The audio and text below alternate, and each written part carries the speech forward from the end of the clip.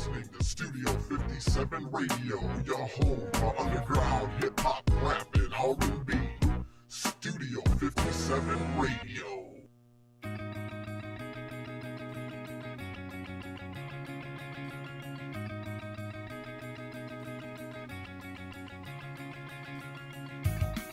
Yo, yo, yo, what up, yo? Welcome, Rebels, to another action-packed edition of DSR2. I hope you are ready for the 2-hour debacle that is this sports spectacular. So, you know the drill, baby. Text lines are open. Social media is available to you.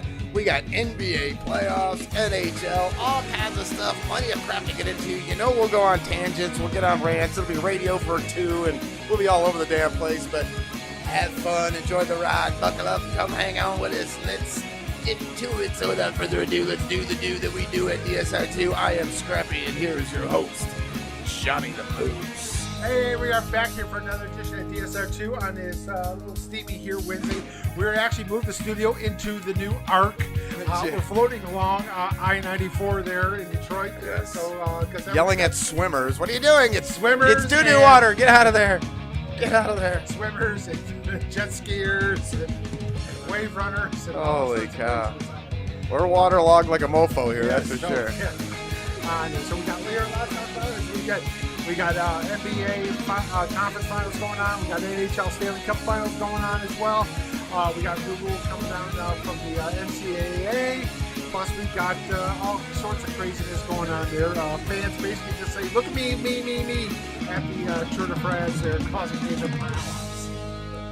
That is the single greatest fan moment ever. Y'all wanted fans back, right? Yeah. Look what they're doing to you, man. They're like throwing stuff on you, starting fights, running you over, causing like 80-man pileups, and then running from the law. Yeah, holding up a big sign over the road because look at me, I'm special. No, you're a tool, and you got arrested. You are going to get sued and put in jail in the pokey. You are definitely special. I don't think that they should be in. I don't think she should be in jail. What are you going to sue her for?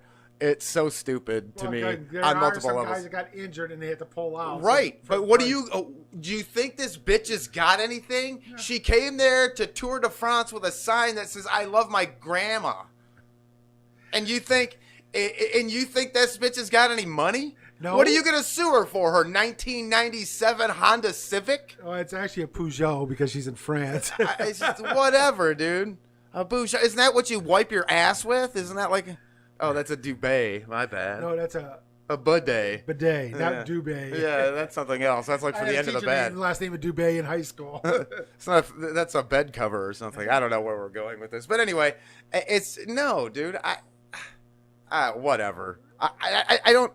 There's nothing there. Like, why do you let spectators there? How did they get that close? Like, why is she there? Why did you allow that to happen? Who's in charge of the Tour de France? Like, how do they, like, seriously, and if there's no kind of any regulation, then that's the risk you fucking take. Like, you didn't see the bitch with the sign? Everybody else did. What the fuck? The first guy, like, did you? I mean, first of all, it's a cardboard sign. Could you just run her over? I mean, get out of here. I'd have kicked the bitch on her ass. I'd have kicked the sign right out of her hand. I'd been like, wah-bah, like a ninja when I rolled by. You kidding me? Boom. Let her go follow it up. Make sure she doesn't fall on the road. If she does, yeah, dude. I'd do the little bunny hop right over top of her. What are you talking about? Can't you ride a bicycle? Come on. I've ran into people people on there on my bike. Now, I'd be mad because she's effing with my time. Yeah.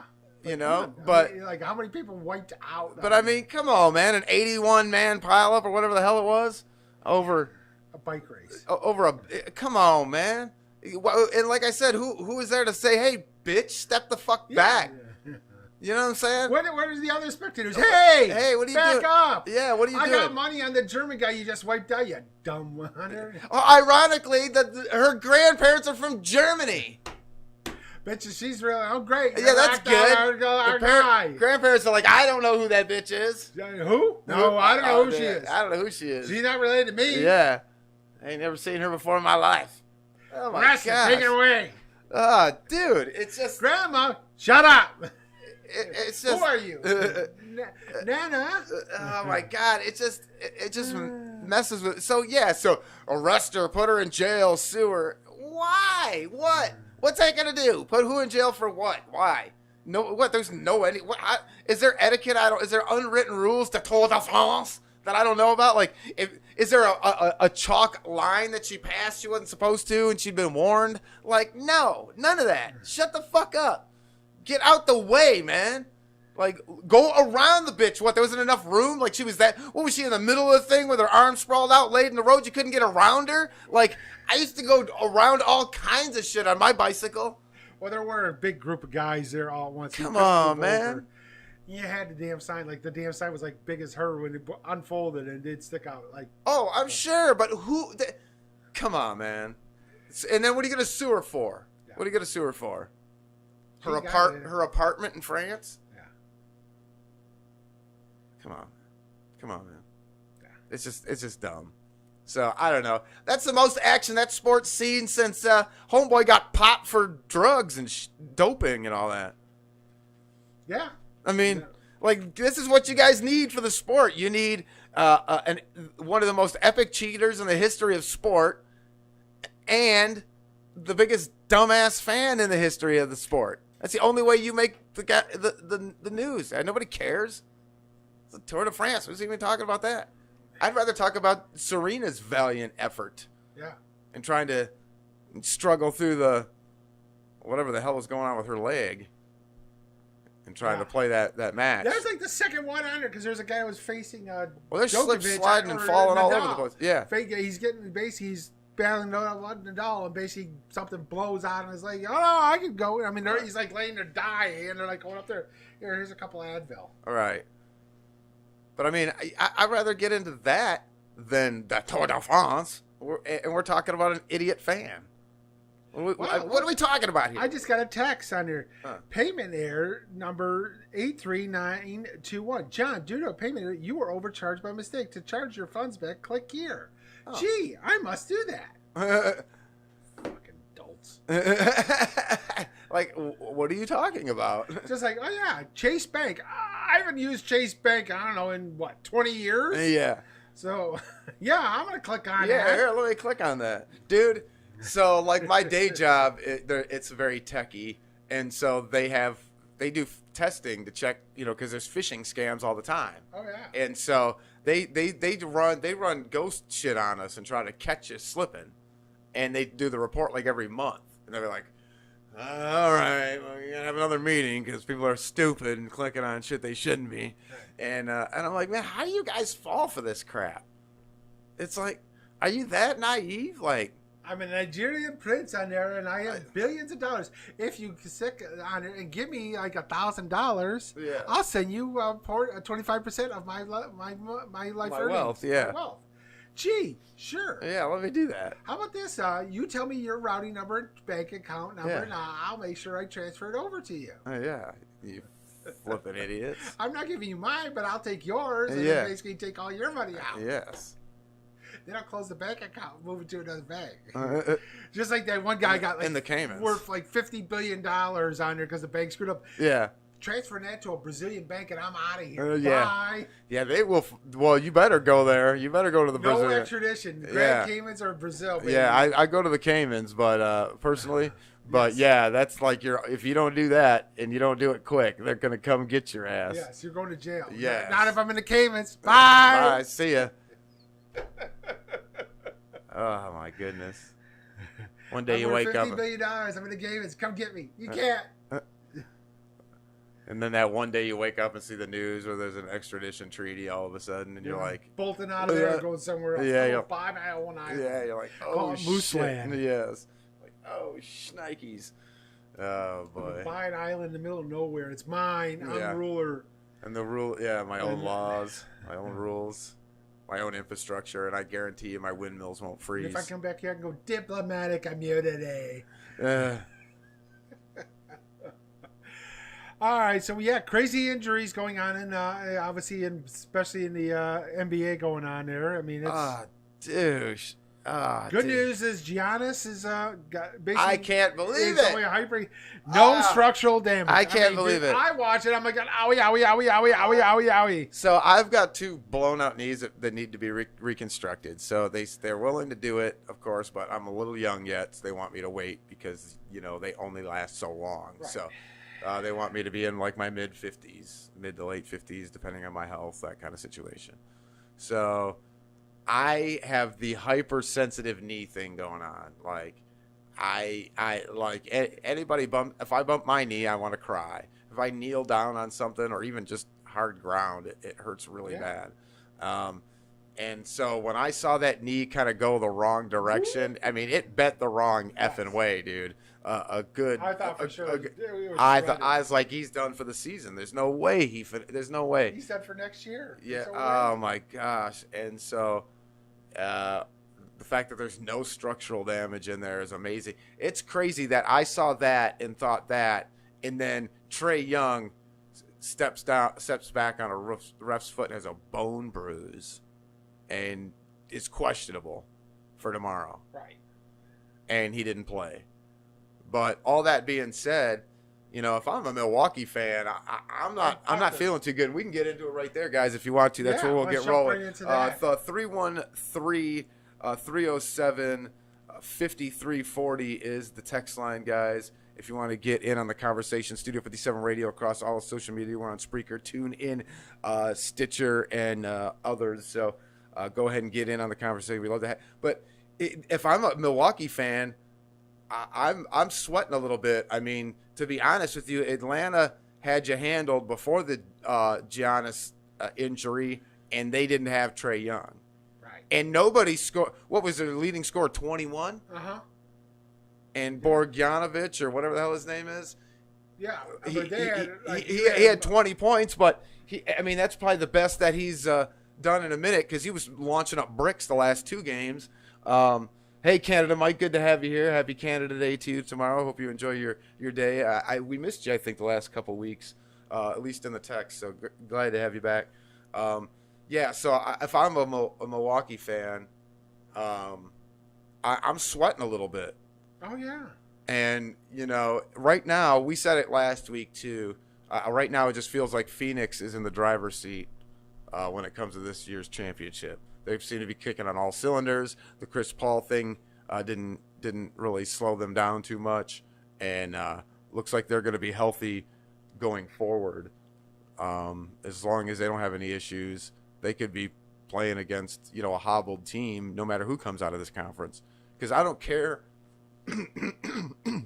Excuse me. I don't care if there's nothing torn in there, and it was just hyperextended. He can come back this series. Dude, he's not going to be playing. Even when he plays, he's going to be tentative. It's not going to be the same. When you hyperextend something that way, that far, it wants to do it again, right? Like it wants to. So you got to be very careful not to bend that way again, and because everything's kind of inflamed and stretched out and sprained in there, you're susceptible to injury, and then so you want to snug that sucker up so it's nice and tight, and that's going to limit your mobility. And you've seen what's been effective for Giannis in these playoffs, his ability to just take it to the effing rack. I mean, in the 3-point world of the NBA right now, he has been successful this playoff series and a good portion of the season because of his ability to attack the basket like that. And I don't care what they do to his knee. I don't care if they put one of them Stone Cold Steve Austin, monster mechanical knee braces on him. Unless it's bionic. Yeah. Unless wearing a knee brace that's made for an offensive lineman ain't going to work for a power forward. Right. So, it's not going to work, man. So that is a concern. And then even the same being said about Trae Young, I'm surprised that with the bone bruise situation there. And you know what? I'm going to just throw pay a little bit more of attention, you dumb ref out there, because you shouldn't be crowding that baseline like that, in my opinion. But that being said, shit happens. And but the fact that he got injured like that on something so just seemed kind of innocuous. It didn't. I mean, yeah, you turn the ankle.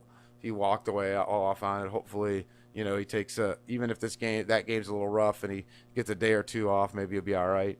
But no, he's still questionable at this point. He had a bone bruise and all this other shit. I know I've broke my foot in a fluke thing, so shit can happen, but that's the same thing, man. Even if he's cleared to play, it doesn't mean he's going to have the same mobility that he had before. And what's Trae Young? What gets Trae Young those? He gets those shots in rhythm because of his handle, his dribble, and the way he can maneuver a cut and move. He can't cut and move like that. And it's the same thing with Giannis. He ain't gonna be able to cut on that knee. No. There's gonna be no cut. It's gonna be straightforward, straight up and down, and straightforward. There ain't gonna be no cut and no angles. There's gonna be none of that. And you only can use him for a decoy so much. So, like, the only time he's really an effective decoy is if he's playing well and you have like a last shot scenario and you can set it up for somebody else. Other than that, decoy shit, that's bullshit. It don't really work. No, but like the starters on there for Atlanta, I mean, everybody that was across the board was up. I mean, Collins was plus 26. That's what I'm saying. They all chipped in. Plus 18. Lou Williams plus 15. Bogdanovich is plus 25. And then, what was it, Howder? Plus 20. But yeah, they had 6 guys in double digits on there. And again, everybody was plus on it. But yeah, Lou Williams, you look on there, just they had everybody everybody was on there. I mean, Williams, Bogdanovich, and Howder basically had 20 assists between the three of them. Right. That's going to win you a game. Yeah, absolutely. When you get that kind of basically spread out on there, nobody on Milwaukee scored over. Drew Holiday was the top at 19 points. Middleton couldn't hit the freaking broadside of a barn. And and he's one of those guys that's going to have to step up. Yeah. Again, when he did the game before, he was off the hook, right? But he's going to have to step up with his injuries. Be more consistent. Yep. Especially with the injury situation. And like I said, day to day is great for these guys and whoop-de-woo, and that gives you some hope. But even if they come back, they're not going to be at full strength, so to speak, not to use a hockey term. But, let's be real about it. So, I don't know. Like I said, if I'm Milwaukee, I'm a little worried. Atlanta has played well as a team when Trae Young isn't there. And when he is there, he's been proven that you just can't stop him. No. And so they haven't found an answer for him. And I get it. Giannis, same. But he's not doing that. That power move to the basket's done. Right. So, I don't know, man. If I'm a Milwaukee fan, I'd be puckering tight because it's going to be an injury. But it's a real series, man. This is what we wanted. Yes. They both won on each other's floor. They're both, they've been pretty good games other than the blowout. Yeah. Recently, and that got away from him, that far away from him because of Giannis, because of the injury. But it's still they were in control pretty much from the beginning of that game. So, but you always have a chance with the big dog out there. So, who knows? But I don't know. Great basketball, in my opinion. We've seen a couple of ugly games. Who was the 80-86 game or something like that? That was the Clippers and Suns. So you're having a little bit of ugly basketball here and there, but I like just kind of, to me, I talk about it all the time on the show, Moose. It's all about content, storylines, yip-de-de-doo-doo. And I just think you got some kind of cool things going on with these teams and who's winning and the little, the comebacks. And how many times has the Clippers been in elimination scenarios or down 2 games or whatever, and been able to keep coming back. You know what? And those are all cool stories. Whether they win or not me. on there, I'll tell you, Paul George has pretty much kind of redeemed himself a little bit in these playoffs. Well, can he do it with a teammate? He's doing it because he has to. Can he do it when he doesn't have to? Yeah, he's got to do it when it's symbiotic. You know, when there's other cats to go to, he's got to be able to still step up. If he's not the best player on the floor, he needs to be the second best player on the floor. And then if there's a guy that's really, really good, then maybe he does need to be the best player and step up his play. So I think that's what happens when he gets out there with Kawhi. It seems like he kind of lets Kawhi do his thing and doesn't take over like he does or he has in this playoff series anyway. And so I don't know, man. It's yes, this year he looks great. I love what I'm seeing. I want to see him do it with Kawhi. That's what they were paid for, right? That was why they brought him together. And they haven't done it. And even if he goes down swinging, they still haven't gotten to the finals. And if they're going to compete for a championship, you got to get to the finals. And that's the whole point of the whole having them guys there. So we'll see. But the resiliency is definitely it's impressive. Kind of ironic, too, because the two guys we made part of the Blake refrigerator actually are contributing with Morris and Reggie Jackson, of all people. Reggie Jackson is fine when he doesn't have to carry the load. Right, when he's the second fiddle or third fiddle. Right. Morris has always been a nice contributing on there. I love Morris. If you can run him as your six man, yes, dude, I love him as a six man. And I like Reggie. If he doesn't necessarily have to be the starter all the time, like you have a competent backup behind him, and then he's got people around him, like he's good. But if he's got to be the man on a shitty team, like, you're going to have to deal with the pitfalls of that. Yeah, because he loves playing hero ball. Right. And so you're going to have some problem. But if you got somebody else that's playing hero ball that knows what they're doing, you know what I'm saying, that executes, and they can be the man, then Reggie's fine. So you just got to understand what he is and keep him in his lane, not try to make him do other stuff. And I don't know, maybe that's the Paul George thing. Maybe he doesn't know what his lane is when Kawhi's there. Right. But when Kawhi is gone, he knows he's got to take the team and carry him. And so he does it. And instead of just performing like that on a daily and doing that alongside of Kawhi and crushing fools, he kind of lays back. I don't know if that's true or not. It's just the way it feels to me. It does. It feels like that because he's playing like, right now he's playing like he did when he was playing when he was with Indiana. Right. And I don't want to knock him in any way, shape, or form. He's one of the most talented players in the NBA, and he's going to go to the Hall of Fame, I'm sure, at some point. And I'm sure if they can get it all put together, he might get another crack at it. But, I mean, like, there's no guarantee you're getting to the finals. And when you get these opportunities and you got this squad, you got to make this happen. And I don't know. I just feel like I want to see him do it when Kawhi comes back. Now, if they manage to get to the finals, if he manages to pull this out and they get to the finals and Kawhi can come back and they can have a run, then I'm done. Then my mouth is shut, even if they don't win it. Right. Because, you know, he carried him while Kawhi was gone, and then when Kawhi kind of came back and was still nursing the injury, he still continued to do his thing, and they just couldn't quite get it done. I'm all right with that because they had so many come-from-behind victories and played so far. I ain't mad at you.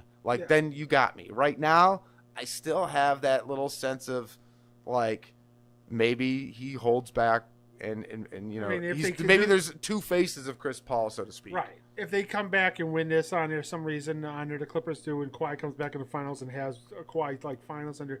What does this say about Kawhi's legacy? Because he takes 3 different teams to the finals and wins with 3 different teams. Well, and I think that's what Kawhi would love to do. And then I think he gets in there with the kind of GOAT conversation as far as he may not be the best like physical player that you've seen play, but from the all-around standpoint, from the ability to play with all these different teammates under all these different systems with all these different coaches and be able to elevate the play of the players around him and take all these different, you know, to championship like that. There's nobody that can say they've done that. And that can be an argument for why someone could say, I'm in the GOAT conversation now. Not saying that he is the GOAT, because there'll always be an argument and people will always stick to the Jordan thing. And then the younger cats will go Kobe or LeBron. But, you know, if you're going to have a legitimate argument that could be an argument. Right, because no one else has taken 3 different teams. Yeah. Well, LeBron did it because he won with Cleveland, Miami, and the Lakers. But again, tell me how great that Toronto team was. They weren't. No. Well, and that's the difference, I think. And I get Cleveland wasn't great, but he did have fucking Kyrie and Love, and Kyrie did make the winning shot, not right. LeBron. And Kyrie took over that series, and it was kind of bullshit too because getting Green suspended for Game 6. Sure. And so, you know, he could be in the argument. You know, if you want to talk about LeBron being some of the greatest of all time, I've done the same kind of thing, and I did it with lesser around me probably, and I did it without all the bullshit, and and maybe I did it as a better defender. Right, because I think Kawhi is the best all-around player. Yeah, I think he's a better defender probably. I like his game better just from an aesthetic. Like LeBron to me is just a freak athlete that takes advantage of the fact that no matter what position he is on the court, he's got some sort of mismatch, right? He's always either bigger and or faster than the guy guarding him, right? So if the guy's bigger than him, he's definitely going to be faster than, you know what I'm saying? And then if the guy's not bigger than him, he's just going to handle him. And so he can move like a guy half his size. And so that's just a freak athletic kind of thing, and I don't necessarily think, like, when I look at Kawhi, it's a little bit, he's a great athlete, but and all that, but I think it's just a different style. It's a different feel, and all around, I just like his game better. So I'll be biased in that way. That, and then the LeBron, self-glossing is just, I'm sorry, it's been whatever 20 years of him self-glossing, and I can't take it anymore.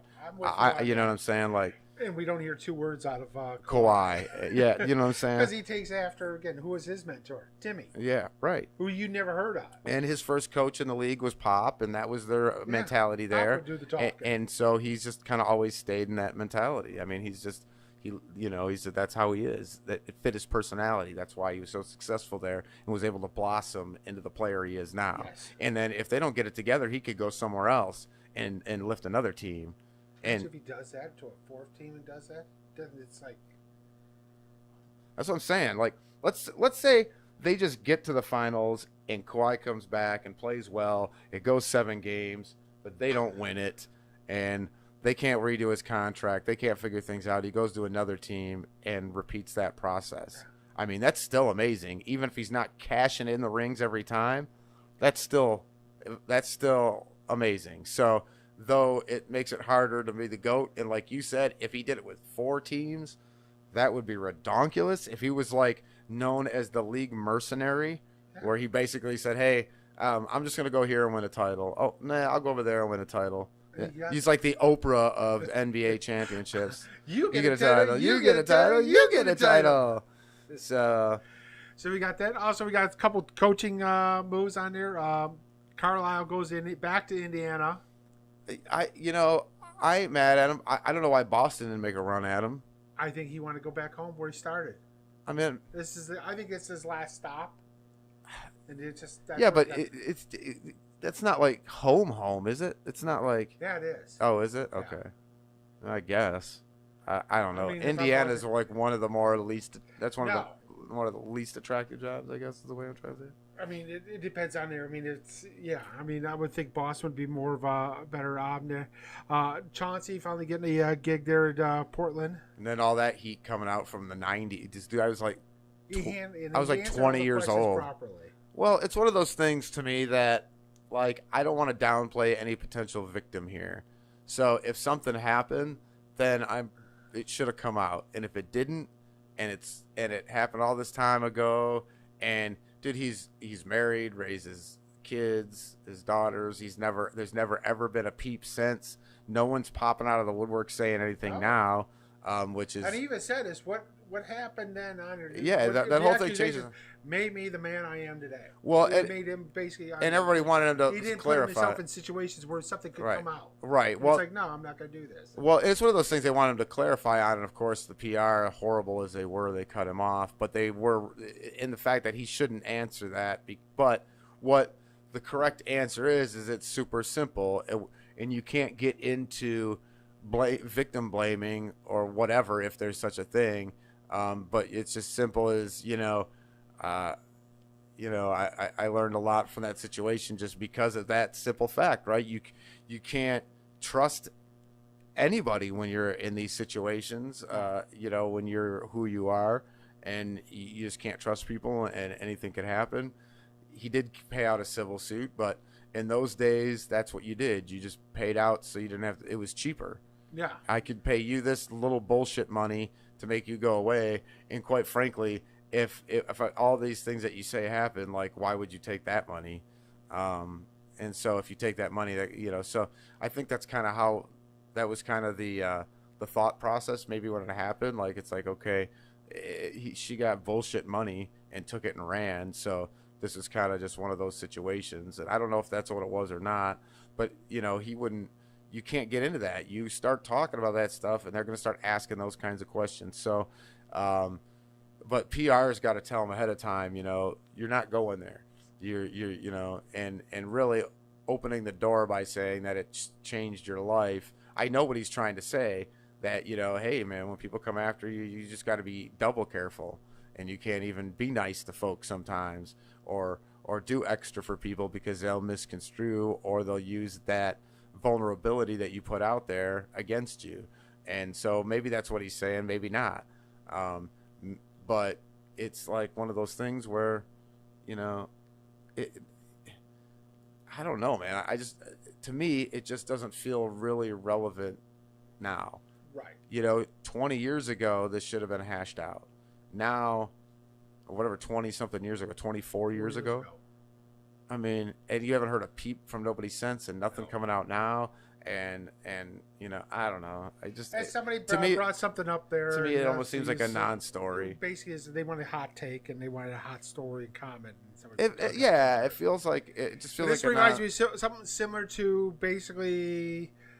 About the same time too was with the accusations came out with against Chris Webber and Juwan Howard when they were both in with the Wizards, where the woman accused him of rape, and of course they basically said we didn't do shit, and it came out on her that no, it was basically false accusations, and they end up charging the woman for making a false police report on her. Right. I remember that, and that's unfortunate too, because women that do that mess it up for the real victims, because there's 1,000,001 on the heels of the Bill Cosby thing. Yeah. There's 101 million women out there, or whatever, that have had an issue. Right. And so when somebody who is not. That shit just messes it up for them, man. Screw it up for the legit cases. And they're trying to get a quick and it's already hard enough for those victims to come out. I should stop calling them victims. We talked about it before. They're survivors, and when you survive something like that, it's even harder to come out. So, and doing stuff like that just makes it worse. It's just. So we got on there. I'm with it. I would be curious tonight on how if Phoenix can bounce back tonight on there. And with it, we'll see what happens. Chris Paul's got to play better. Well, dude, they can't come out the way they did in the last game. No. And if they do, they're going to be in big ass trouble, because the last thing you want is a game effing 7. No, you never. I don't care if it's at home or not. You never want a game 7, because anything can happen in game 7. Oh, dude. I mean, a game 7. Worse being being the home team, because all the pressure's on you. And it's just it's a 1-1. It's 0-0 right now. When you get to a game 7, there's no. Yeah. So they need to play like this is their game 7. They need to play with that sense of urgency, dude. That last game was like, it was just sloppy and lethargic feeling, and it just didn't feel like it was like they had any kind of sense of like, let's close this thing out. What do we talk about, Moose, with the attributes that make our favorite players, dude? It's that killer instinct. Yeah. It's that step on their throat and put them out. That's what endears fans to their teams and to players for what they do on the field, on the court, on the ice, whatever. And that's really it. Like, I love stories, but that is what the heartbeat of a fandom is. And so, it wasn't when you don't. Yeah, you got. I don't know. It wasn't happening. So yeah, you got to get out there and play like it's your last game, because Yes. when it comes down to a game 7, man, and they're going to come out, you got to match that intensity and then kick it up a notch. I mean, they're going to be coming out kicking, screaming, and clawing all the way. So yeah, it's gonna be interesting on there. With it, I mean, Atlanta should just wear the MLK jerseys the rest of this damn. Those things are sweet. I was like, it was the same kind of thing with the Milwaukee Blue jerseys. I wasn't quite sure what team I was watching at first. It took me a minute to focus in on whose color was what at first. And I'm like, but I really like those MLK jerseys. Yeah, the MLK jerseys are, they're probably my second favorite jersey to the Phoenix is the Valley. Did you see the new proposed Pistons jersey? So it's the red, white, and blue style now. Yes. And then it's got a cool like red and blue kind of like side panels on them, and then it's got the old horsepower hookup on it. I kind of dug that. I was like, there. I wasn't a fan of the teal. It was the teal. The burgundy was sweet with it. Right. And again, the logo with the horse head with the side pipes. Right. I dug it. Yeah. I thought it was a sweet logo. It just. Teal. I mean, it was like teal. And they sharpened it up. They sharpened it up a little bit, but that one was proposed for another alternate. And I'm like, I still like the one. We need to have a fun jersey. We talked about it before a couple of weeks ago, Moose. I'm with you with the Motown jersey, man. Just everybody else has kind of got an alternate thing where it's not just like, okay, we're Motown, or we're the Motor City. I get it. And you have the Motor City alternates, and you do the Pistons, and it's all about the cars and the blah, blah, blah, blah, blah. But, yo, Motown's just as big here. Oh, yeah. And, like, if you're going to do an alternate, dude, for a basketball team, an NBA team, fact that Motown, dude, every other market on the planet is salivating for something like that. And you've got it you've got it here, sitting here waiting for you, and you won't take advantage of it. I mean, Motown... I mean, you get Smokey Robinson coming out to the games and all that shit. You got all these cats. I mean, come on, man. Still alive and dude, I do like records and music notes and whatever the fuck all over that jersey. I'd make it look dope, dude. Oh yeah. Whatever. It'd be some hip like, modern kid fucking friendly thing so you could slang them jerseys. But I would totally take a hold of that Motown music angle and go for it. I just think it would be dope, man. You know what they should do? Basically talk to Barry Gordy and just use the Motown logo. That'd be amazing. Either you could do the where it says Motown and the red, yellow, and green, or go with the style, the M and Motown under there, doing something like that with on it. But yeah. And then I would do the side panels like they've been doing, and I just put some music notes in the side panels, real subtle. Maybe even the same color, just a different shade or something, whatever you do the side panel in. Whether you do, like if you did red side panels on a white jersey, you could do like a lighter or darker red music notes like laced in there where they're very subtle. And then you could put the Motown logo on the front with a number and a name and number on the back. Dude.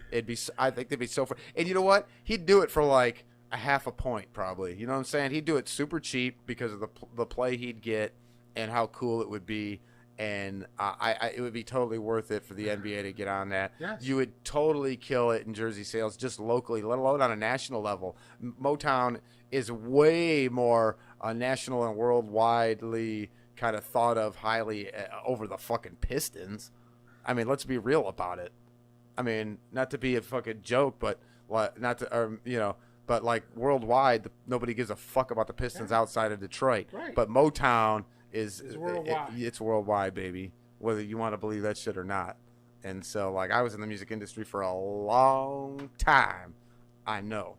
And so, I'm just saying, don't underplay a Motown. It's right there with, like, Nashville or something with country. So. And again, if the Pistons do it, it's trademark, copyright, DSR2.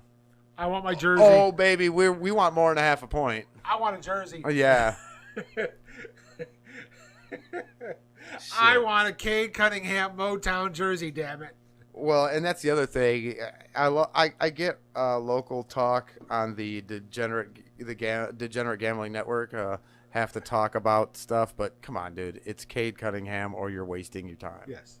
I know you're filling up because it's the silly season, whatever, but no. There's no trade. You're not going to get a Chris Webber type trade. No. So just stop. And if you did, I still don't want to hear it because There's only two teams I had to make a trade with, and they're not going to talk to us because they're not Right. giving the cats up. So, it just doesn't make no sense to me. So whatever, but that's a whole nother thing. What all we have to brag about is the CN Tower. I don't know what the Raptors could have for it. It's a Canada Mike. He's like, I don't even know what the alternative one would be for the Raptors because they don't really have. And I'm like, well, you could do some. There's some cool Canada themed stuff. Freaking Barney dinosaur right. raptor, make it like a freaking like a bird of prey or something. Right, like that. Raptor. Right. Yeah, exactly. Like I would just change the logo from something cartoony and do something more, and I'd start there because then when you get a different logo, different color scheme, then maybe you can start opening up doing stuff. You don't have to necessarily have a whole new kind of alternate gimmick per se. I just think Detroit's got one built in that you don't have to force a shoehorn that's actually bigger than the Pistons branding, and why wouldn't you do it? But it would be harder for a lot of other markets, and Toronto would definitely be one of them. I love Canada, Mike. I'm with you. I'm not sure what you would do. But you would have to tell us, like, give us some heritage, some, like, Canada history that would make sense, right? Well, like, you could do it that way, too, right? Well, you could do, I mean, obviously, Canada's the site of the second, Hard Rock Cafe, the original one on Yonge Street, which is now closed because they got the fancy one over the Rogers whatever stadium and that. Yeah, but what is Canada and more specifically like the Toronto general area kind of known for? Like that Canada? that would be kind of the thing. Ballet. Yeah. Well, that backfired. I'm sorry, Canada, Mike. That backfired drastically. We did not script that, as you know. Holy shnikes, I didn't mean it for that. No, we can't put little ballerinas on jerseys. No, I'm not talking that kind of ballet. Oh, okay. We're talking about the Windsor Ballet, and Toronto has their version too. I mean, I don't know. I'm sure, but I'm sure there's something. When you get those nice girls they're working way through their college from Yes. Quebec, there, the French Canadian girls. You got stripper poles on your. That'd be insane. That's right, Superfly. Superfly, just right on But time. actually, is again Toronto with the NHL Hall of Fame, and that is sweet because it's in an old bank. Oh wow, okay. It's sweet. It's a huge building in a bank. Sure. And where they have the Stanley Cup stored is in the safe. The old vault. Which is, and they have all the bands from the bands they take off are all surrounding on the wall on the vault. So in my day job, I get to do a bunch of cool stuff, and I do typically work in healthcare, but it's not like what I do. It's just a good portion of our business, and so, but another portion is, of course, all these other industries. But one of the buildings we got to work in used to be the old Federal Reserve here. Oh, down there on was it Lafayette? Yes, and so one of the vaults is a conference room, and it still has the fucking door on it. Sweet. It is, and it's all decked out and modern inside with all the modern tech shit in it, and it's a conference room with all the gadgets and toys, but it's still got the original fucking vault door on it. Yeah. And that some bitch is gangsta, and there's vaults all throughout. They left all the vaults in there. Well, yeah, and how they you gonna work. remove the vaults in Yeah. the building? You're gonna have to demolish the building. So they made them like huddle rooms and conference rooms and all this shit, and Yeah. turned it into like a business outfit. Which is weird because where they had them, like, crap, they're middle of everything. I mean, what the hell? And then they moved it over by Eastern Market, right. And there's nothing surrounding it, so obviously Right. on it. But that was Now over there it's building up like crazy because you got DTE over there building a bunch of buildings Yeah. and shit like that. Oh, So there's a yeah. lot of construction and Oh, shit yeah. going over there. Yeah, you. I was just over there today. Yeah. I was just there today. Yeah, they're all new. Their wall of video boards and all that. Yeah, on there, yep, crazy. Yep. So yeah, we were down there that's dealing with them. So. But yeah, I mean, Toronto's a great city. I mean, it really is. Yeah. No. Yeah. I mean, it's again the second largest city in. Well, it's just, I mean, it's the largest city in Canada, but it's like 10 million people in Toronto. Right. It's ridiculous. All right. You could do a pro wrestling gimmick, right? Isn't Canada known for that? Hockey, you could do a hockey Tim gimmick. Hortons, Tim Hortons. You could put Mr. donuts. Sub. They already got that shit all over their jerseys and shit and on the floors and shit. Yeah, I don't know. It's a tough one. A big piece of ham, like Canadian bacon on there. I don't know. Molson Ice. I see. I'm horrible at Molson this. Triple X. Yes, we're horrible at this. Shrinking. We're really bad at this. For every one great idea we have a bazillion that totally crap to bed. Yeah, you got the whole Jenner thing. The one his medal in Canada. You go that route. What? I don't know. Canada Mike is losing his mind over here. Yeah, there's a lot of them. Like, what are you gonna do? But I mean, like power trios. I mean, you got Triumph and Rush. But Rush, that was what he said. He said did have mentioned Rush. Well, like L.A., like the Lakers, why they haven't taken advantage of like the Hollywood thing is beyond me. You know, they could do the whole Hollywood gimmick there, and do an alternate. And LeBron don't have to change his number now. No, you could do. I mean, yeah, you could actually do the whole Hollywood sign on one of them. Yeah, I mean, why not do a Hollywood? Because the Lakers, I mean, on whereas I love the and they're totally Hollywood, right? I mean, Los Angeles in like the Gothic script and that. Yeah, on there for the Clippers. I dig that. Sure, it's you know what? Granted, it's a little Grand Theft Valley. Well, to me, the hell was that? To me, that sounded crazy. To me, simple. I like simple. Yeah. Like when you do stuff that's like too nuts, it gets unreadable, and so like I just sometimes simple is better. I mean, if you just think of any of these, like the more iconic logos or insignias or anything like that, they're very readable and simple, and so. Yeah, I don't think you have to get too crazy. I think less is more when it comes to that kind of stuff. So I'm kind of with you on that. But I think like with the Lakers as a mascot doesn't even make sense with their location anymore. No. And so the fact that the league kind of does these alternate jerseys and are willing to do that kind of stuff, and to me don't use them on playoffs and shit like that. I don't want to see those jerseys then. I want to see them during the season. You can hype them up during the All-Star break and all that stuff. But when we have those iconic videos of the playoffs and the championships and all that stuff for NBA films and do all that stuff, let's stick with the classic jerseys. That's my take on it. But I think they should definitely have multiple different jerseys like we talked about. And I think they should play those throughout, especially like when you're playing rivalry games, holiday games. Like there's a million reasons to do it during the regular season, and then just take your traditional jerseys, your classic jerseys, even if you wanted to do throwbacks for the playoffs. Well, then just did the old traditional throwbacks just for the playoffs and kept it all the way through the playoff. I wouldn't mind that either, but like to me, I'd like to see some uniformity there with the way they do it, and then come up with some clever ways to come up with alternates. You're dropping the ball on the Motown one. You're dropping the ball on Hollywood. You know what I'm saying? You're dropping the ball, on some of these other options you could have. They did the Miami Vice stuff with Miami, and that was kind of neat. I don't like them. Oh, the color combo was just like it's horrible. The hot pink and the under. But I mean, it's on brand. Yeah, it's on brand, and it fits Miami. It fits South Beach. Yeah, I mean, it's totally on brand. It fits the gimmick. Like it doesn't fit my taste, but they didn't drop the ball on it. No. They saw it and went, oh, let's grab it and run with it. Now whether it fits your taste is a whole nother conversation. No, I don't like it, but it does fit the city on Miami. Sure. Just like we said, the MLKs for Atlanta. I love it.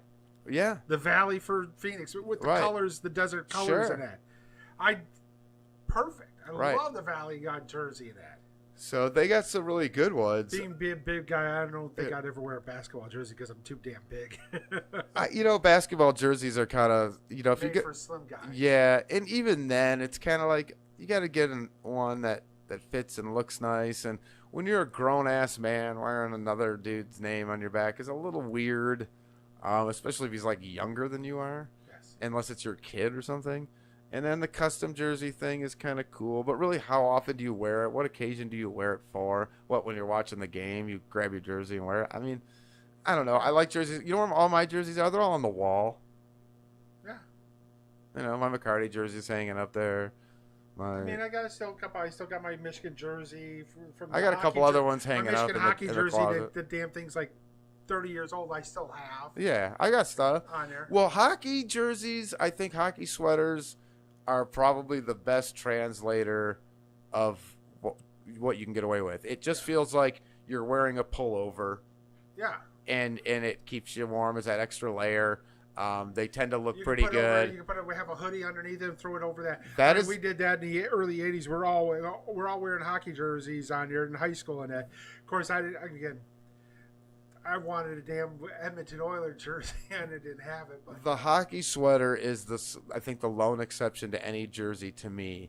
Like, you wear a basketball jersey and it's like, dude, what are you going to do? Wear basketball shorts and then what? Are you going to go play ball? Yeah. Like, it doesn't, you know what I mean? So, like, there's a whole thing there. And then football jerseys, like, what are you going to do? You're going to get one that fits pads, or are you going to get in play, or are you going to get one that the only time that's I would wear small. Football jerseys if it's a big game and I'm at home watching it, or if I'm going to a game, I'll throw on the football jersey. Now, there you go. If you're going to go to a game, support your team, wear your jersey, I get it.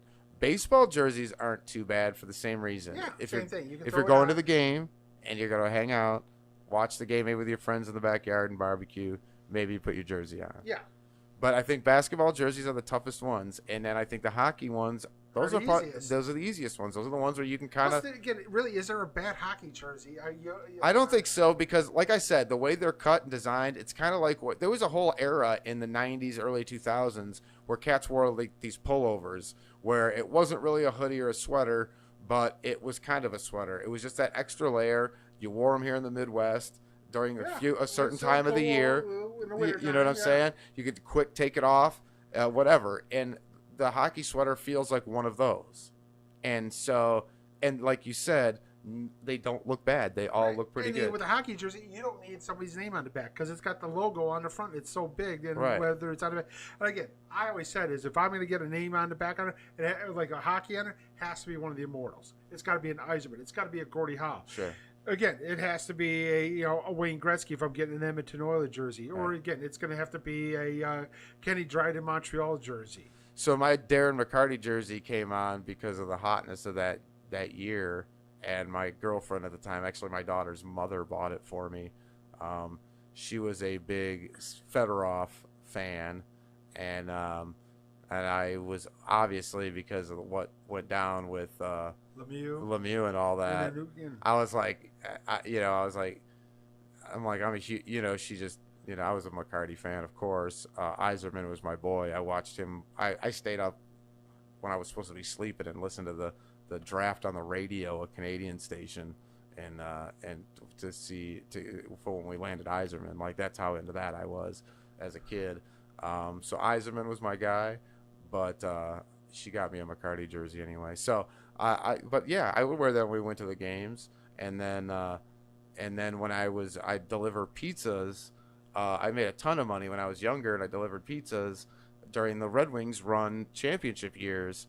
And so I'd wear my jersey when I was delivering pizzas, like I wasn't really supposed to. But, dude, I get way big tips with that jersey on. Way big tips. I just have it in the truck. And I get in the car. I had a little S10. And I'd drive over, and I'd whip it on, grab the pizza, go inside, knock on the door, and they'd be like, yeah! And I'd get, like, extra money. Yeah. And then when I get back to the pizza shop, I'd take it off, and I'd go inside. I'd do my thing. That was my gimmick. I have a buddy of mine who used to get back in the early '90s and late on there would get jersey. He would get the jerseys with the name on it, but he picked the most obscure on there. He had a Wings jersey with Eddie Mio on the back. Yeah. And he had a Calgary Flames jersey with Tim Hunter. All right, Tim Hunter with that busted up nose, and I'm like, dude. Not even a Lanny McDonald? You got a Tim Hunter, for God's sakes? I was going to do that, and I started doing that. Like, I got, who did I get? I was going to get me a Wings jersey with on there with number 20, Reed Larson. Yeah, I was getting, like, obscure Pistons jerseys and shit like that. So, like, Stimbo. Yeah, you just get just dumb shit just because it's funny. So, but yeah. Well, you know what was cool about that stuff, right? If you went to like the Palace shop, you could find like one of those jerseys for one of those, like the 14th guy on the bench. Yeah. And that they just traded, and like they got to sell this thing for like $5 because they need it out the door. And it's like, you know what? That's totally worth it. I'm gonna give me a Scott Hastings. Yeah, I got a Scott Hastings jersey. It's the greatest thing ever. I got me a Charles Rogers Lions jersey. Oh God, it's the greatest thing ever. I got it for like $2. Got me a Michigan jersey on your football, and it was number 16. And at that time, John Navarre was a quarterback. I'm like 16. Navarre sucks. No, I got a Navarre. Give me a number 2. Give me a Woodson. And then all of a sudden, they say his shoelace got wearing 16. Like, Denard. I can wear that. At least Denard gives it. Give me enough to a clout to wear this again. Oh, that's too funny. And then she got me. I'm like, number 3, Joey Harrington. I said, I don't want a Joey Harrington jersey. I think I got one of those too, because like I got to say that went to a garage sale real quick. Well, it's one of those things like where the Joey Harrington stuff, they like wrapped it up in a hat and sold it for like $5 at the dollar store. Like they didn't know what to do with those things. They just had to get rid of them. And everybody got those for Christmas. Yeah. So I got a Stafford jersey. I'm like, all right, now I got to find out on it. But I'm like, I don't know if there's anybody I really want right now. Dude, I got Barry Sanders Oklahoma State jersey on the wall. I would get that. Now that's a dope jersey. Like that makes sense. Give me a Michigan. I want a number 2 Charles Woodson jersey. Yeah, see, that's a good jersey. But I'm not wearing the damn thing. It's hanging it's in a fucking shadow box on the wall. But anyway, we got still a lot to get into because there's just all kinds of stuff going on. Yeah, there's craziness going on still on there. We got all this going on, and we'll get into some NHL action on there because you got the Stanley Cup Finals going on there. Yeah. And let's see what's going on in that game right now. Yeah. Oh yeah, you get an update on the score. Oh, they haven't started yet. Yeah, they did. Oh, they did. That started at 8. Oh, okay. The basketball game starts at 9. No, basketball is at 9. So we'll watch it with us on the quick side when we come back, maybe, and we'll see what happens there. And come on. It's not coming. 0-0. We are just about the end of the first period. Oh, okay. All right. There we go. There we go. Looks like Montreal's come back playing a little harder than they did the first game. So. And Montreal. I knew that was going to happen. Yeah, I was going to say the resiliency at Montreal has been pretty impressive. We talked about it with like the Clippers, but and the NBA, but we'll talk about it with Montreal and the NHL when we get back. Yes. So.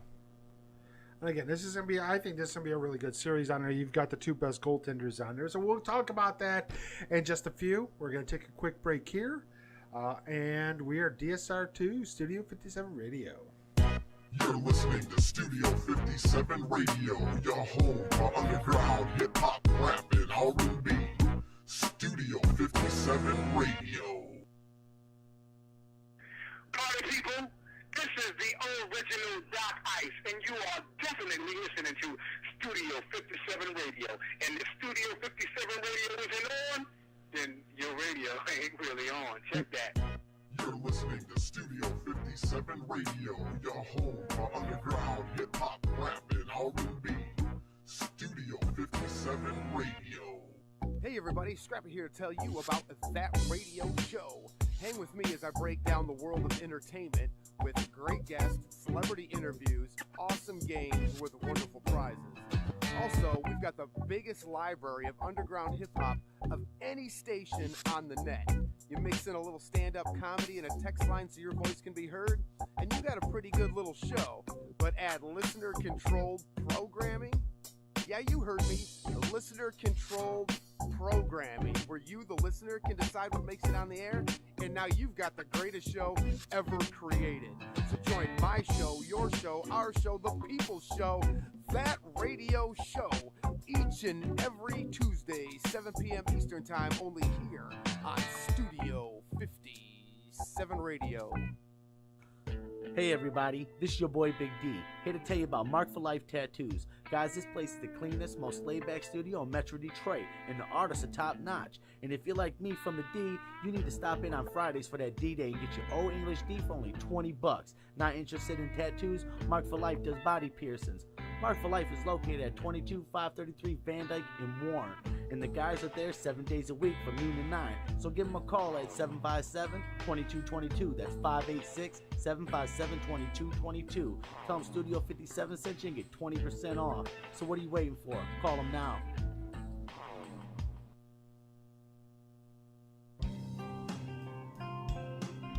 Hey everybody, Smokey here to tell you about Allstate.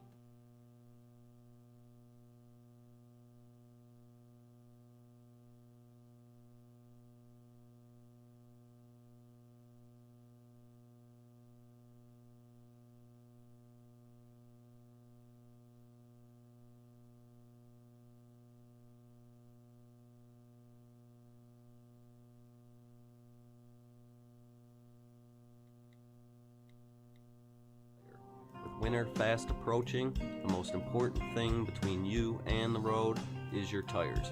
So don't put your safety in just anybody's hands. Go to Allstate Tire. With new and quality used tires available, you can trust Allstate Tire for all your tire needs. You can visit them at 14208 9 Mile Road in Warren, or give them a call at 586-779-8759. Allstate Tire, your source for quality new and used tires. What's happening, everybody? Scrappy here to tell you about Love and Life Club. Love and Life Club is a social networking club that's located at 19960 James Cousins. That's the Lodge Service Drive between 7 and 8 Mile Road in the D. You need to stop in for $5 Fridays for great music, food, and drinks. I personally recommend the chicken. Love and Life Club is also available for rental for bachelor parties, wedding receptions, or any party for that matter. For more information, log on to www.loveandlifeclub.com. That's loveandlifeclub.com, or call D at 313-999-2824. That's 313-999-2824. That's Love and Life Club. If you love and life, you need to be in the club. We are taking over this broadcast for the Ultimate Underground. Studio 57 Radio Original. You know, when you hear that sound, you're gonna have a good time, because that's the sound of the Ultimate Underground live concert webcast from the Detroit area. We go to the most famous, or should I say infamous, venues in the D, and bring the underground music scene from the streets to your computer like nobody else can. There's only one catch. You never know when and where the Ultimate Underground is going to take over a broad.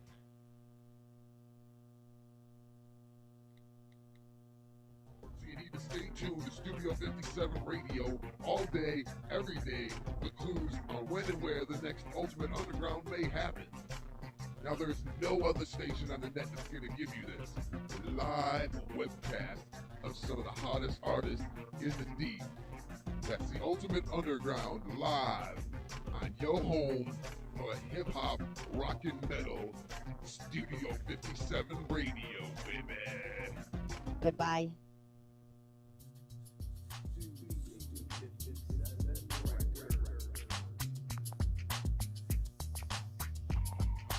Get what you want, cause we got what you need. Studio 57, serving streets of the D. Recording, mixing, mastering, or great beats. We do what we do to keep you hot on the streets. You get what you want, cause we got what you need. Studio 57, serving streets of the D. Recording, mixing, mastering, or great beats. We do what we do to keep you hot on the streets. Studio 57 is a 32-track digital recording studio that utilizes Cool Edit, Logic Pro, Shure, AKG, Sennheiser, Yamaha, Korg, Mackie, Boss, Ibanez, Fender, Fruity Loops, and many, many more to make your music pop. Experienced and friendly engineers make Studio 57 feel like you're home away from home. With beat creation, mixing, mastering, digital media conversion, and DJs for any event, Studio 57 Records is your one-stop shop for all your music entertainment needs. We have online bill pay and flexible payment schedules. That makes Studio 57 the place to be. For more information, visit Studio57records.com. That's www.studio57records.com, or call us at 586-420-3390. That's 586-420-3390, or log on to Studio57records.com. Just remember one thing, baby. You get what you want cause we got what you need. Studio 57 serving streets of the D. Recording, mixing, mastering on great beats. We do what we do to keep you hot on the streets. You get what you want cause we got what you need. Studio 57 serving streets of the D. Recording, mixing, mastering on great beats. We do what we do to keep you hot on the streets. Party people, this is the original Doc Ice, and you are definitely listening to Studio 57 Radio. And if Studio 57 Radio isn't on, then your radio ain't really on. Check that. You're listening to Studio 57 Radio, your home for underground hip-hop, rap, and R&B. Studio 57 Radio.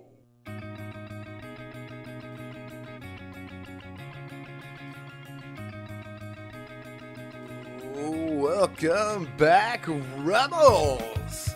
Hour 2 of the debacle known as Detroit Sports Radio Rebels. I hope you guys have enjoyed the first 60 minutes. It was NBA dominant, but we kind of get into whatever and whatever and whatever is whatever. And y'all can dictate this show. So get up on the social media, hit up our text line. All that stuff is available to you.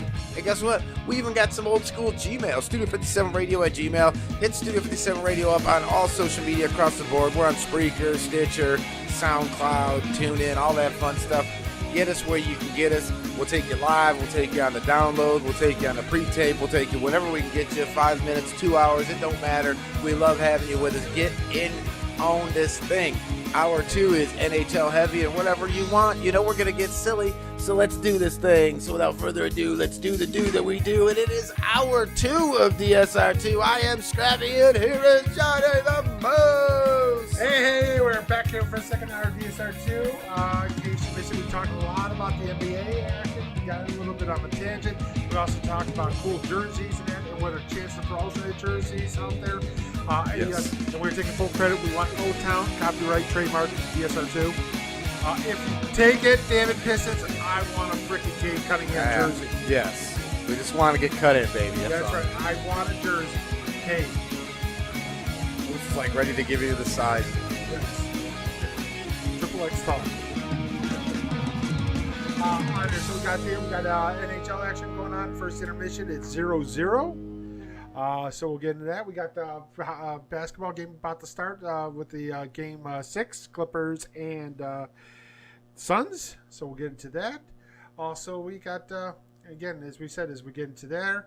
And again, the NCAA basically approved an interim name, image, and likeness policy, removing restrictions for college athletes to earn money. Yeah, Scottie Pippen, fresh out of rehab, went to fucking Oh Dan my Patrick God, show. Jesus freaking call! We didn't even get into that. I told you we had other stuff. I thought you were going to tease it. Talk about something. Moose, I laid the table. I set the table for you to tease this into the break, and you crapped the totally bed. forgot about And that so one. I just couldn't help Oh myself my till we God, got talk back about in. something. And I didn't say anything in the break when we talk about stuff because this is what I wanted, Moose. What did you think? Jesus Christ. Lay off the heroin and the crack pipe, all right? Really, Phil Jackson is racist. Why? Because you're the goddamn candy ass that has a fucking headache. Oh, I can't play. So no wonder you drew up to play for Kukoc. You pouted and bitched and moaned. I can't take the finals. I'm not going out there. Fuck you. Candy. You're not, no way you're the 21st best player. You're a fucking goddamn Robin to goddamn Jordan's Batman. You're a sidekick. You're freaking, you don't have superpowers. You're a fucking sidekick. Go get him a sandwich there, Pippin. Fucking A. Really, Phil Jackson's racist. My ass. Oh, jeez, I heard that. I'm looking at, you know what? You're all still pissed off because your ex-wife is out banging 21-year-olds. That's good stuff. That's how bad your life with the shit. That's good stuff. And he looks like Bubbles now from The Wire. He is such a bitter man. He is such a bitter man. I don't know what else to say. Like, he just comes off as such a bitter man. It was, when I first saw the, so our market, our sports talk radio market here is hot effing garbage. And so, we don't have anything here. We used to have Dan Patrick here. So I have to stream it or catch it on YouTube or whatever, right? And so I was streaming some of it, and I didn't catch the interview, but people were kind of talking about it, and I'm like, okay. And then when I got home and I was chilling, and I was doing some work at the shop, my leather shop, getting some belts together, and then I was chilling at home after and relaxing, and I'm looking at my YouTube feed. It's the only thing I kind of have. Yeah. Like, I hate Facebook and Twitter sucks, so I only get updates from YouTube now. Yeah. I turn all that shit off my phone, and if I want to go look, I'll go look. But I'm not really on there other than business stuff. And then so I see the thumbnail for the Dan Patrick Show, which is in my feed, for my YouTube feed, and it's Scotty, and he looks like he just rolled out of a dumpster. Like, he looked rough as shit. No kidding. I'm like.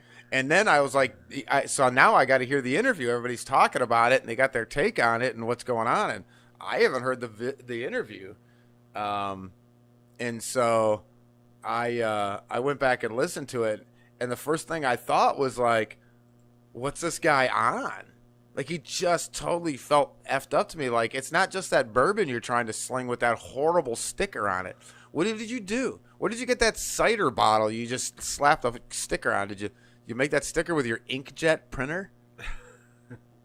Microsoft Publisher? Do you put it on like Word and printed it out? It was like a picture of a hand. It's called Digits. It was the dumbest looking shit I've ever seen. And I couldn't. And then he just went into this, and I wasn't sure what I was hearing. I'm like, am I hearing this right? Yeah. Oh yeah. Like, are you? And then I was like, is this a work? Like, am I getting played here? And then by the time it was done, it was like a grenade, Moose. Like, it took a good 5 seconds before it like set in and like really like blew up in my head. And then my mind was just blown. That it was just that this guy said this shit. Has anybody ever whispered any of this crap before? No. You know what I'm saying? Like, how in a African American dominated sport and league, especially in a speaking out movement type situation, which we're in right now, and all the stuff that went down with the Clippers and what's his diddly, which I won't even say his name on the air. Yeah. How in the hell did that guy be part of one of the most dominant teams in basketball history and then go to the most storied franchise in basketball history with all of these cats and coach all of these players and do all of this stuff and there not be a fucking whisper of that shit, dude? And we're supposed to believe you? And then, like, you don't have any real evidence?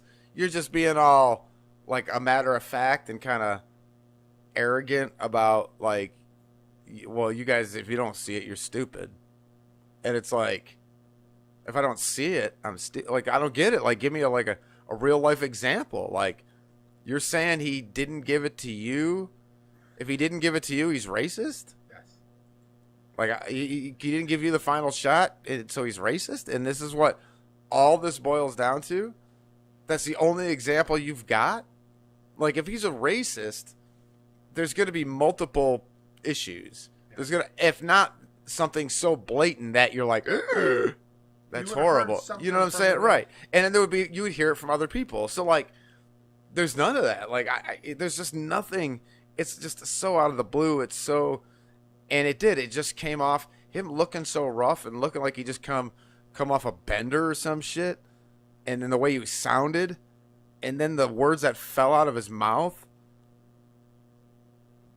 I felt like saying, I felt like calling the Dan Patrick Show and telling him to call Scotty's handlers and let them know that he's not doing well and that maybe he should go somewhere. Because if I didn't know any better, my first instinct was that, yeah, he's got a drug problem and he thought it'd be a great idea in the midst of this, like, you know, mush brain whatever, he'd come in and start expressing all these crazy conspiracies that are in his head. You know, like he wasn't drunk or he didn't come off drunk. It felt like something harder than that. But you ever had that drunk guy that like says all this crazy shit that he'd never fucking say if he was sober because you just sound like a crackpot, even if he does believe it. Yeah. And he knows he'd sound like a crackpot and no one would buy into it, even if he does believe it. That's what he was like to me. And and the only reason he said it, like I said, is because of the alcohol, or in this case, it just felt like he was on some kind of meth or crack or something. And I was like, it was disturbing was my first instinct, to be honest, and kind of sad. But other than that, I don't even know what to think of it. Like when you break it down and listen to it, it just sounds like a bunch of bullshit. I find it hard to believe that all this time and all these interactions and all there's not one other single incident, and then you yourself can't even give me a legitimate example, essentially. I don't know, man. I don't know. If you wanted to say that you thought you deserved to get the last shot because you're the best player on the team and you've been there on this time and now Jordan's gone and you were going to fit in that role and you should have been able to do it, then what's the big deal? Then why is there not, there's, what are you mad at? Is Jordan calling Phil a racist because Kerr took some last minute shots? You haven't heard anything out of Jordan on it. Yeah, he didn't say anything about it. You know what I mean? Did he find Phil to be racist because he says, because you got to kick out to Kerr for a 3 to win the game? Right. Like, because that's happened. Oh, yeah. Oh, but he's used that same philosophy across the board because he did it with B.J. Armstrong, and he's not white. So it can't be racist there, right? Like, come on. The only thing that's consistent is the fact that, it is use your star as a decoy unless you know you have the obvious mismatch. I don't know. That just feels like a philosophy thing, not a racial thing. I mean, he's the one, too. Remember, he backed out of Game 7 in the Eastern Conference Finals in 1990. Yeah, didn't want to play. Yeah, right. A headache. And again, when they got called, we're going to draw a Kukoc for the final shot on her, and he's like, I'm not going to go out there. Yeah, that's great. Well, great. Now the whole plan doesn't work because the idea is that you're going to get doubled, and Kukoc is going to be wide open. That's the whole idea. So they ran it, and he still made the shot. So. But, I mean, the whole idea is that Pippen's going to be the decoy. Everybody thinks Pippen's going to get the ball. Right. And so someone's going to be wide open, and it's going to be Kukoc. And he's a good shooter. And that is the history of how Phil plays it. Ask Steve Kerr. Ask B.J. Armstrong. That's how he does it. Why do you have someone's mom out there wrestling? That is Eddie Guerrero's wife. It looks like she ate Eddie Guerrero. That's nasty because he's dead. I know. But that's why I said it. Yeah, she's actually just a valet manager mouthpiece because she's got a super annoying voice and she's really good at being like annoying, and so that's what they used her for in WWE to kind of give her work, so she could be on the road with Eddie, and Eddie could kind of have that family structure because he struggled, and so now she's in AEW and she's like a manager valet, and how she ended up in a match I couldn't tell you because I haven't watched the product in a few weeks. So I don't really know what their story gimmick is going on here, but yeah. And I think this other chick that's getting squashed right now is typically a valet manager type as well. So I don't know. I guess these guys are gonna say, okay, we'll just have our managers fight it out. It's kind of weird. But yeah, Scottie Pippen. I mean, come on. He just came off like a meth head, man. No, he is. He's a bitter man because, I was tired of being the second fiddle. Well, dude, that's what you are. You're the sidekick. Dude. And you're not even the good sidekick like in Green Hornet, where Kato was the badass and the Green Hornet was just a dude. I want so bad. It's so stupid, and people look at me like I'm crazy when I say this. But this is the God's honest truth. And and this is why I don't mark out on fools and shit like that. Like if I see a celebrity or I meet somebody or I get to work with somebody or do something, I'm pretty much the same cat as I am on this stupid ass show. But I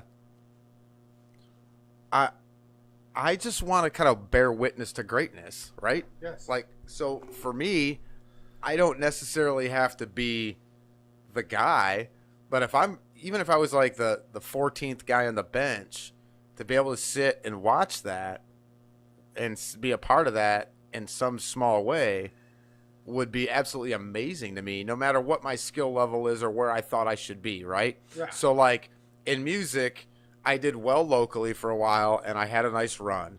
I thought I should have done better, but I didn't. It is what it is. I had some opportunities that I kind of had to pass on or whatever, and things happen and whatever. But in the end, I do think I should have gone further and whatever. But I still did shows with like Bone Thugs and Esham and Vanilla Ice and all these other guys, and it was cool to watch these cats do their thing, except for Rob Van Winkle, he's a dick. But everybody else, it's cool to watch them do their thing and rise up. And some cats came out even after me and went on to bigger things. And I just enjoy watching it and be able to say that I saw it kind of happen.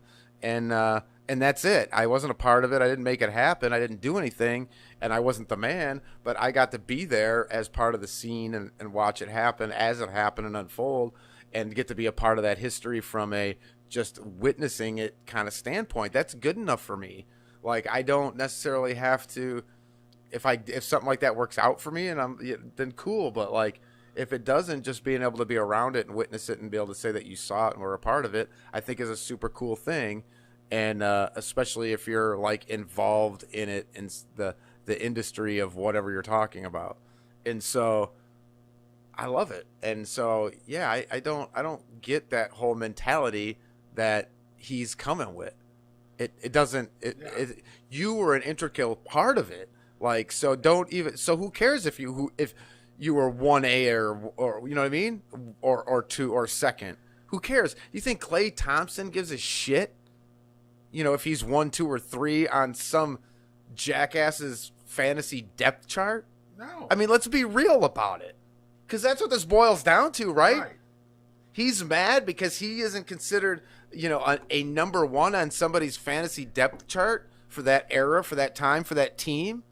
Well, what the hell, dude? You played alongside the greatest to ever play the game, and you had a significant role. You have an argument to say that if he's the GOAT, then I'm right behind him. I'm not hearing Kobe. I'm not hearing LeBron. I'm right behind him because I was just as good with him on the floor with me. Right. I had to share with him. So, like, what are you talking about? I had to let him lead, and I had to play second fiddle to him. That's the argument you make. You don't sit here and be bitter about it. You say, dude, you know, hey, dude, I had a great ride. I won all these championships from it, but I also, you know, there's a part of me that wonders like how great I could have been if I got to be the man. But shit, look at what I got to do this way, and like no one would fault you for that. Yeah, but this is the bitter old, mean, crappy mixed with junky fucking pro. It's like he was a drunk, bitter man cutting a promo to somebody he hates in the fucking mirror. Dude, the 2 years he didn't play, Brutal. Did you get to the finals? No. You didn't get to the final. You let the worst team in the East to get to a finals in our lifetime, the freaking New York Knicks, get to the finals in '94. It's just one of those things, man. And well, by then he had given up on the team. No, and he was Jordan came back. I know he was all pissed and disenchanted with the coach and the team. Listen to him talk about it in the interview. Yeah, wah. That's what I'm saying. It's like, dude. Now you know why they brought in Rodman, because Pippen was going to get the job done. He's just so he's got so much. The level of like self entitlement is super duper high. I get it being elevated in an athlete, but it'd be so exponentially high that it clouds like rational thought and judgment. It just doesn't make sense to me. And so like I don't get where he's coming from. The mentality is just I'm lost. you lost me there. So, I don't know what the fallout is from this. I don't think he's going to sell a drop of fucking bourbon. Probably terrible. Yeah, I mean, whatever. Did you hear I think it was in Philly, a fucking semi rolled over with a proper 12 in it? Conor McGregor's whiskey all over the fucking road. A whole semi load dumped and all the shit broke. Spilled out all over.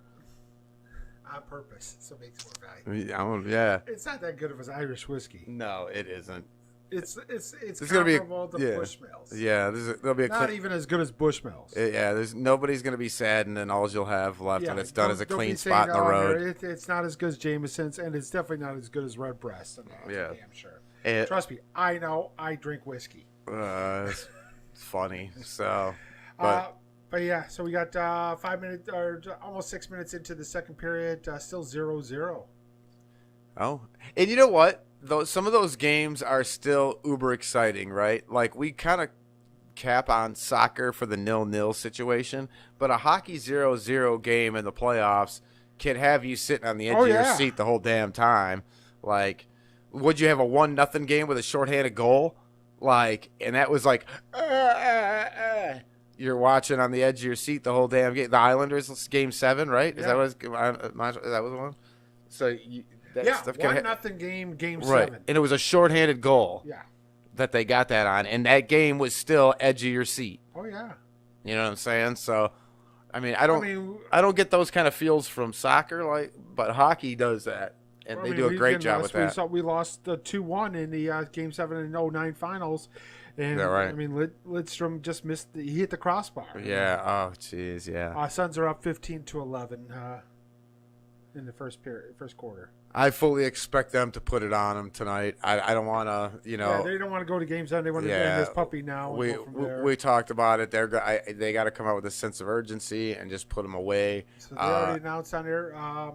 Connor McDavid won the Hart Trophy and the Art Ross Trophy. Oh, they already came out there. Nice. And now they announced it. The awards is on there doing on it. But yeah, Connor McDavid, unanimous choice to win the Hart Trophy.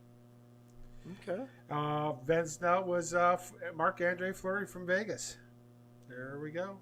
All right. Here's a thing on there. It just came because of the NFL football. John Facenda is honored with the Pete Rozelle Radio Television Award. Gee, he's only been dead for freaking 37 years. First of all, why didn't they give him the award the moment he freaking died? The guy was the voice of God doing NFL films. I don't need. You know what? I don't know. I felt. I mean, I felt a level of disrespect there. That is so. I mean, dude. It does. The Green Bay Packers in the playing in weather more suitable to the defense of Stalingrad than a football game. These valiant warriors. Well, it's the same thing with like Sam Spence, right? We play Sam Spence music on here. I mean, those are just integral parts of the sound of like the NFL. I mean, it was just it just is what it is, This one right here, remember this one? I mean, you can't. Yes. These are classic.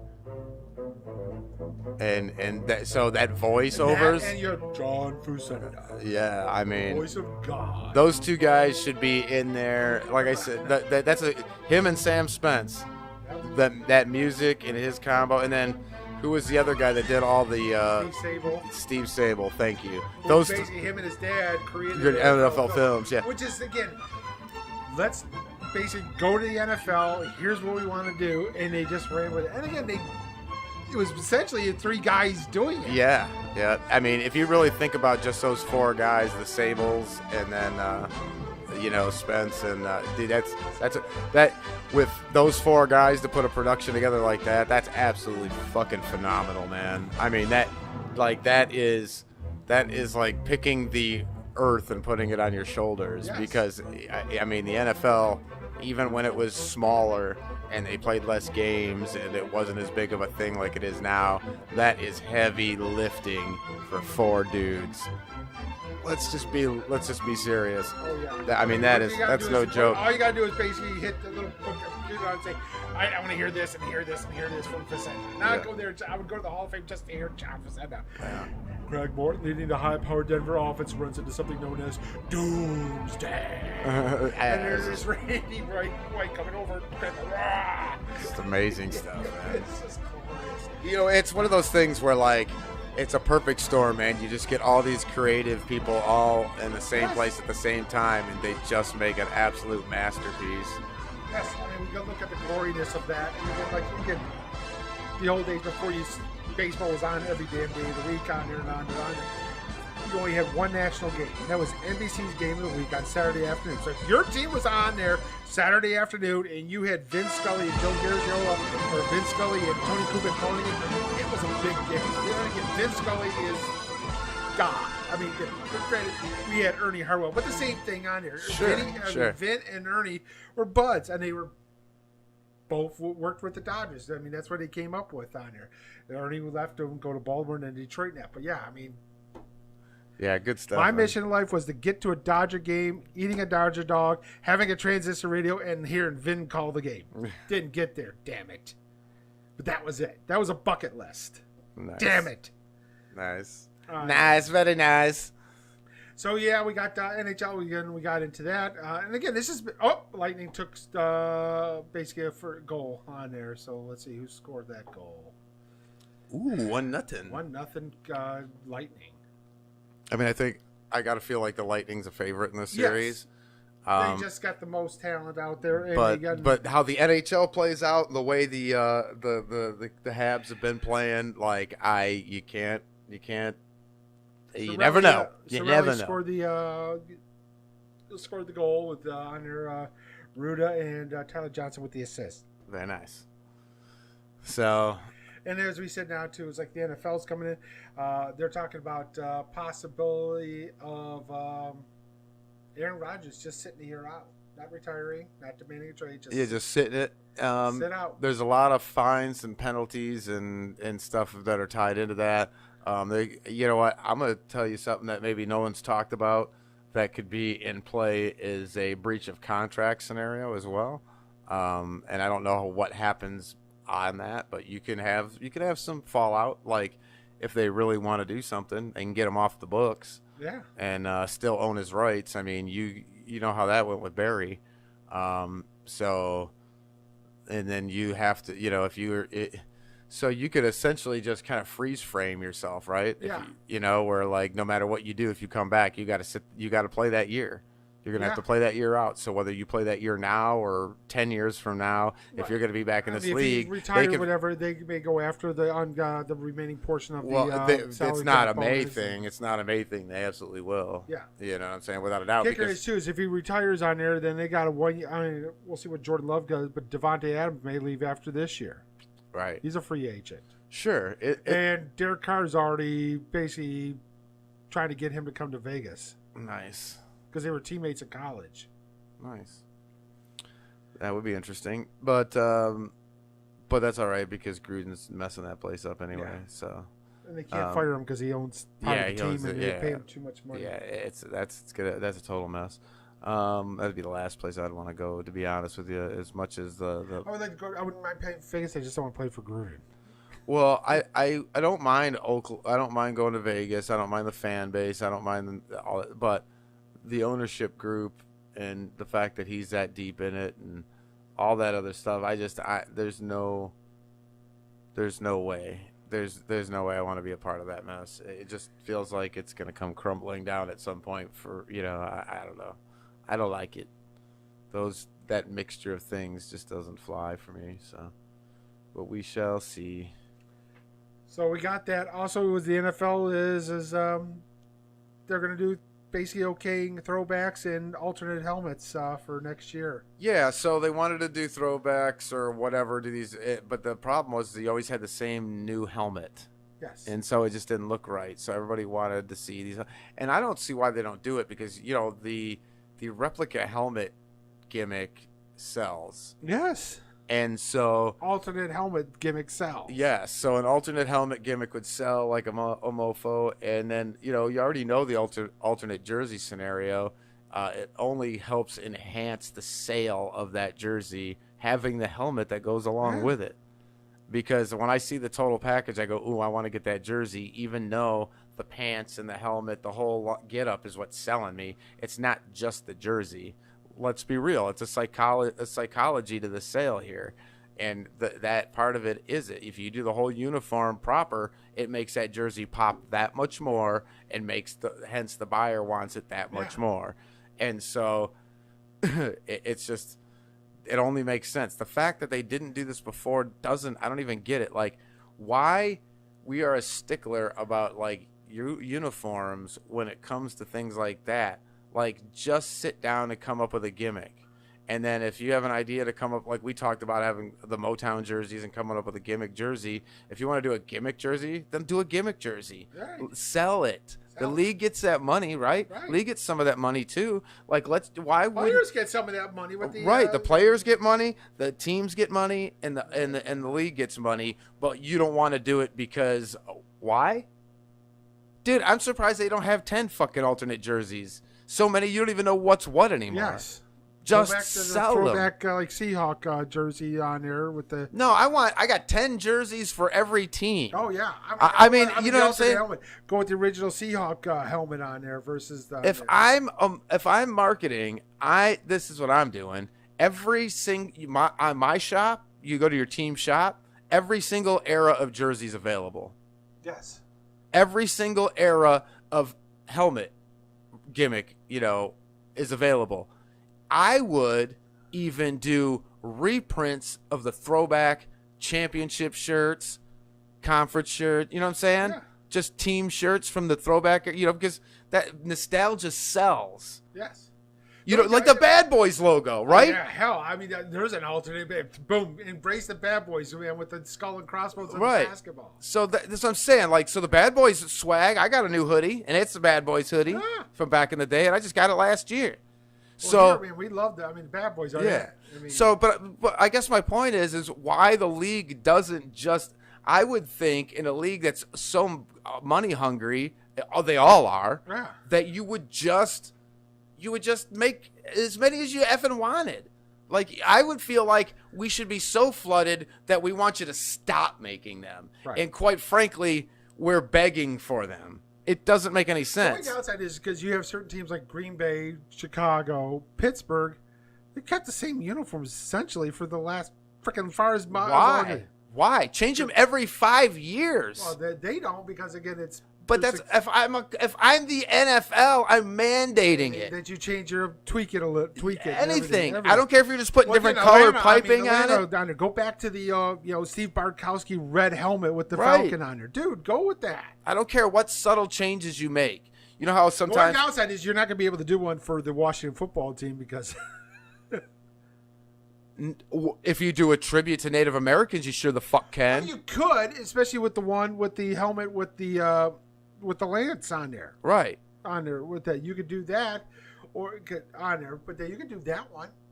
And you can do if you're going to do an alternate, just do a tribute. Right. You owe it. Yes.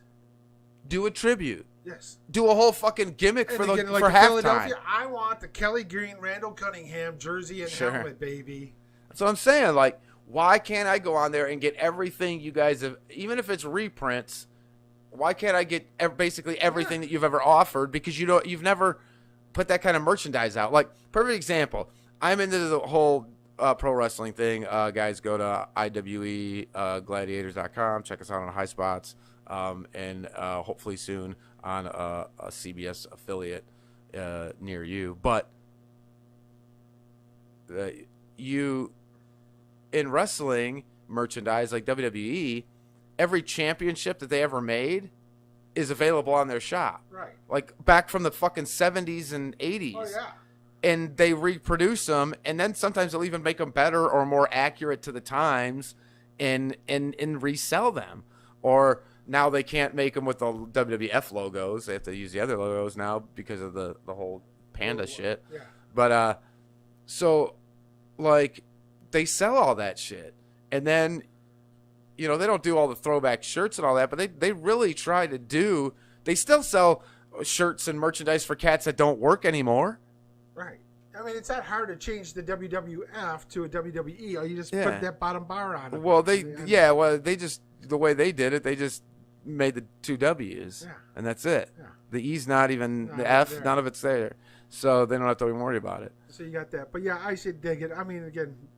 Lions. I'd love to see them change the damn color scheme in the helmet and figure something out there. But I don't know what color scheme is like synonymous with this area or Detroit. because every team has a different color. Right. And so to me, I'm a huge blue fan. I love blue, but I'm just bored with the Honolulu blue and silver scenario that we've had, even when it's been darker or lighter. I don't like the throwbacks. They're so boring.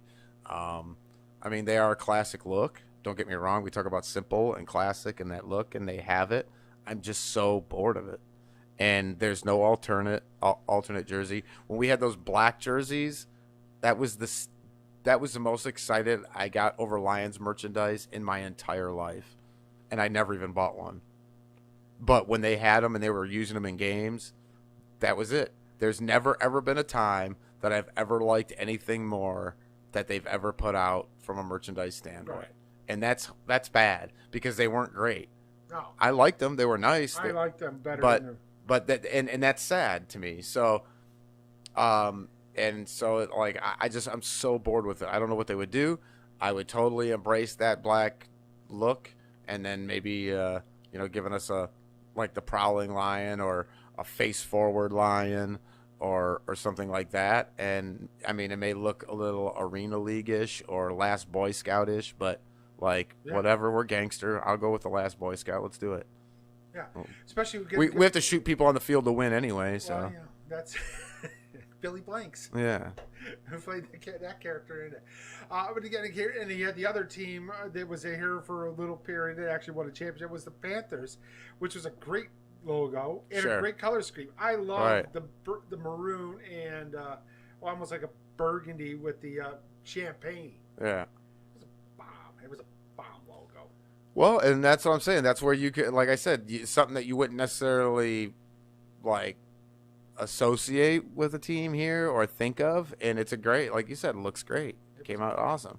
And so we've always been, to me, it's been kind of boring. And maybe Cheeseheads feel the same way. They've looked at green and gold for so long, but I think that they have such a history. They won championship. There was a period of time too, right? When Green Bay became again when they had Vince Lombardi, they won 4 out of 5 championships. But the whole thing with that is you're not abandoning anything. You're just adding. Right. And so that's my whole point with it is like, let's just add to it. And if you play in football, you probably only play a game or two, but in basketball, you got so many games. And if I'm baseball, I'm the same way. Shit, with the inflated salaries, why don't you have 82 fucking alternate jerseys? You play 160 games. Yeah. I mean, you could have fucking 10 different jerseys over the course of the year, and they wouldn't get old. I mean, of the two on here, the baseball and like the hockey, the jerseys that I think both the Tigers and the Wings have gotten the better jerseys. Oh, yeah, I think so, too. But it boils down to two of the most iconic logos in all of sports. Yeah, because the white with the English D, with the in the navy blue or indigo on there, the dark blue, it's just clean. It's crisp. Just like you see at Dodgers, the white jersey with the blue Dodgers on there, that's in script, just perfect. Yeah. I mean, you can't be one of those teams that keep changing the freaking uniforms every 2 years. Like, oh my God! Because what they do is they make up terrible jerseys and they keep them out. Well, like I said, I think you keep your traditional ones and you're always using those in the playoffs, and then that's your jersey. But make multiple alternates, and then put them out there, and then how about this? What if you just did one alternate and you did a new one every year, and then so you have a limited run, right? So now all of a sudden with the sports memorabilia thing, those things are worth a mint. Yeah. And now people are lining up and pre-ordering them things, getting out on the pre-sales because they want to get them before they come out because they know there's only so many, and then that's it for the year, and then next year it's going to be a different design. Dude, I mean, pay me, guys. Pay me. NBA, NFL, NHL, I'm available to you. We can make money. And certain teams have done, the Chargers, they went back to embrace the old school on here because, again, the baby blue jerseys with the white helmet is just perfect. Yeah, it's beautiful. It's just beautiful. With the number, I agree. Fact on there. Then you get the Rams and just what the fuck happened to your uniform? Man, would you have a kid design it? Right. With the fade, I mean, come on, dude. You had a great uniform with the original Rams, with the white in the white helmet or the blue helmet with the white ram on there, or just go with the classic Rams with that blue, the lighter, that royal blue with the yellow. Right. Just the color with the fit. I'm like, what the hell? I hate their. Well, what's so funny too, Moose, is all the stuff we're talking about is like, I think is for the most part synonymous with fans, like synonymous for fans. Like they all kind of unanimous, whatever. I think most fans would say the same thing. Like the creamsicle jerseys are nice. The old Patriot jerseys, not so much. You know what I'm saying? Well, I don't know about Bruce, the center. That's what I mean. Yeah. And then I don't know. I mean, that or the Elvis Patriot. I don't know which one I really care for either of them. But I mean, but there's so many that we could agree or but I think everybody kind of feels about the same about certain things, and most of those. And I think you could come up with a good classic look for most every team in the league. Then you have your home and away. So you have your home and away, and then every year you come out with a new alternate. Yes. And if you market that shit and you know you're only going to have a limited run, it's only going to come out for 1 year, and then they're gone, then you're going to make a ton of loot. And why the F these money-hungry leagues haven't thought about this is beyond me. Yes. And like I said, we talked about it with the basketball jerseys, and I think you could literally do it in every league and make money. Oh, yeah. The NHL, maybe not as much, but, dude, though their fan base isn't quite as big, dude, when you go to a hockey game, there's a lot of sweaters in there. Oh, yeah. So, like, I still feel like, though they might not in pure numbers, I think percentage-wise they may do even more. Per capita fan base, they probably would flip more maybe even with an alternate jersey. I mean, think about it.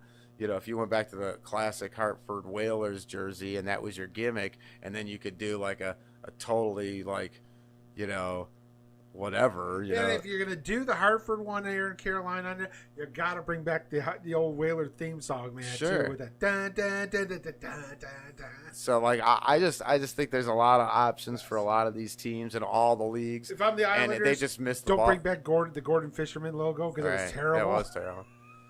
But I mean, you could do little mini focus groups. You could do super simple now social media, right? Yes. Because you could just go put social media polls up and get an idea of what people like, and then you could fucking hammer this out. I love the fact that some of the baseball, like Chicago did it right on there because you get when the White Sox wore the South Side jerseys on there, those are dope. Yeah.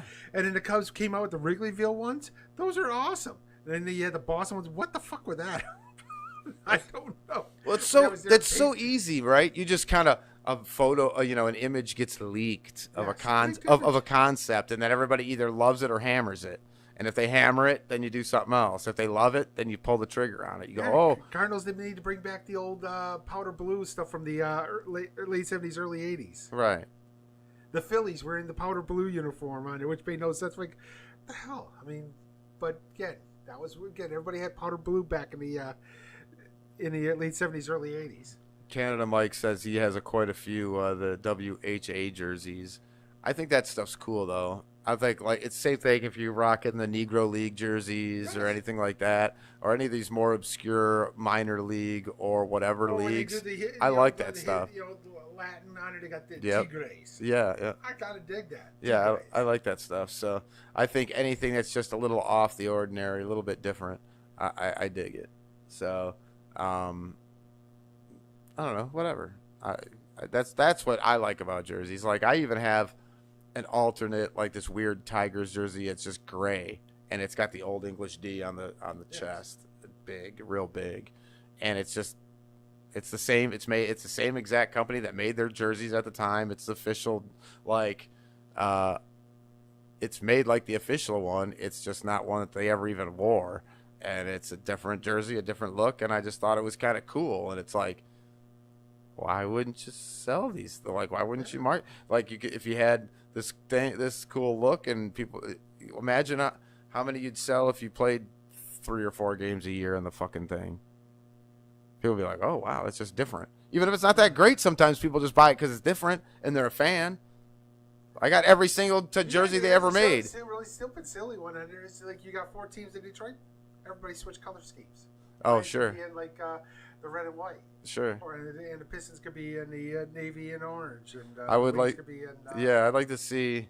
I'd like to see the Pist. Yeah, that'd be interesting. For the Red Wings and the. Yeah. That would be interesting. Yeah. Tweak it. Yep. I like it if you see it like with graphic art type stuff, but I wouldn't mind seeing if they like took, we know what the wheel is, right, with the Red Wings logo. What if it's almost cartoony?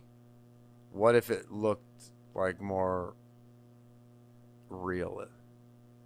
You know what I mean? Like there's that detail in the feather. Maybe the whole wing is white. You know what I mean? With just accent around it. And then that wheel is like got a black tire. You know what I'm saying? Like, what if you just made it look real instead of a vectored, two colored image. Instead of the wheel it'd be like the wire rim covers on it. Go with more of a mag wheel. Yeah, right. You can tweak it. Make it look like a slick, like a street slick or something. Yes. You know what I mean? Like, why not do that as like an alternate to, whatever, anything.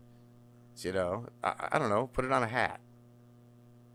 Like, I just don't see a lot of that play with it. And I get that you want to keep tradition and do all that stuff, but I think when you're dealing with these young cats, that's how you make money. Right. And the fact, and I mean, now we're getting a little bit off of it on the merchandising kick, but just from going back to our original conversation about alternate jerseys, the fact that there isn't a good, clear set of different ones on a pretty regular basis on every sport, I just feel like they're dropping the ball and missing out on something there that could be money. But anyway, as we're getting towards the end of the show, I cannot wait until vacation, Moose. Like, I feel like it's been a long time coming. Things are starting to kind of get back to normal now. They're pretty much normal for me for a while now. Yeah, 1-1. Ooh, tie hockey game. Nick I like Suzuki scored on a power play unassisted. Nice.